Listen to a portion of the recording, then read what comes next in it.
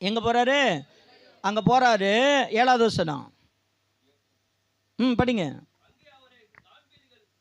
அங்கே நீங்கள் பார்ப்பீங்க, இது உங்களுக்கு நான் சொல்லுகிறேன் என்றால். தொடர்ந்து வாசிங்க. எப்படியாம்மா? எந்த பயம்? இப்போ உலக பயம் போயிடுச்சு. இயேசுக்கிட்டேருந்து வார்த்தையை நிறைவேற்றுகிற ஒரு தெய்வம் பயம் வந்துருச்சு. இப்போ பயம் எப்படிப்பட்ட பயம் வந்துருச்சு? உலக பயம் போயிடுச்சு இவங்களுக்கு. இப்போ தெய்வ பயம் வந்துருச்சு. தெய்வம் ஒரு வாக்கு கொடுத்துட்டாரு, தேவ தூதன் ஒரு வாக்கு கொடுத்துட்டாரு, இயேசுவை பற்றி சொல்லுங்க. யாருக்கு பயம் இருக்குது இங்கே? உலக பயம் இருக்குதா, தெய்வ பயம் இருக்குதா?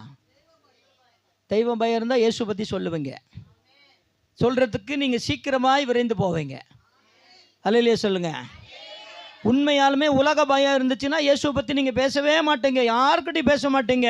உலக பயம் இல்லாமல் தெய்வ பயம் இருந்துச்சுன்னா இயேசுவை பற்றி சொல்கிறதுக்கு சீக்கிரமாக போவீங்க.